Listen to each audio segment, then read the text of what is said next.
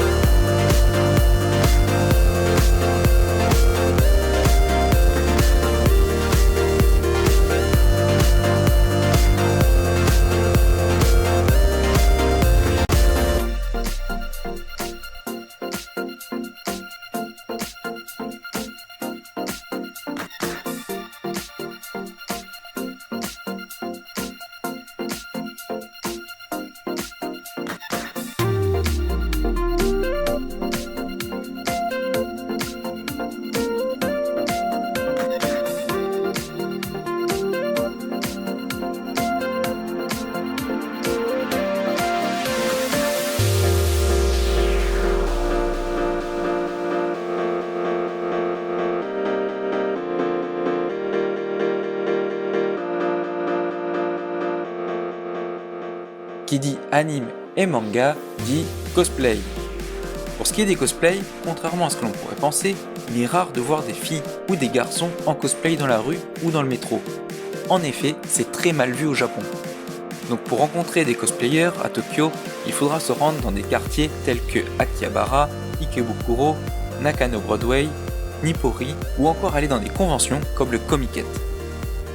Alors pour ceux qui ne connaissent pas, le Comiket, Comic Market, est le plus grand rassemblement au monde de doujinshi, c'est-à-dire de mangaka amateurs. Ce rassemblement est biannuel et dure 3 jours. On y trouve tout ce qui touche au manga, fait par des fans, pour des fans, c'est-à-dire fan story, fan art, musique, jeux vidéo, et ainsi de suite. C'est là que sont les mangas de demain, encore au stade d'embryon. C'est l'occasion aussi de découvrir de petites perles et les sorties prévues au Japon, en jeux, anime et manga. C'est là aussi que sont représentés tous les éditeurs et tous les studios d'animation. Ce rassemblement voit chaque jour défiler près de 200 000 visiteurs, soit une queue de 2 km de long et de 10 mètres de large, de fans littéralement debout en rang d'union attendant patiemment 10 heures, l'heure d'ouverture. Il est important de noter qu'au contraire de la France, les Japonais ne viennent pas en cosplay au Comiket. La règle écrite noir sur blanc dans le guide du salon veut que les cosplayers se changent sur place, dans les vestiaires prévus à cet effet. Car je le répète, le cosplay dans les rues est très mal vu par le japonais traditionnel. Pour les fans du Comiket, vous trouverez dans la description le lien vers les flyers et le magazine de la chaîne NHK, le tout scanné du Comic Market 91 qui a eu lieu fin de l'année 2016. Merci d'avoir regardé la vidéo jusqu'au bout. Si elle vous a plu, n'hésitez pas à laisser un pouce en l'air et à vous abonner. À la prochaine. See you!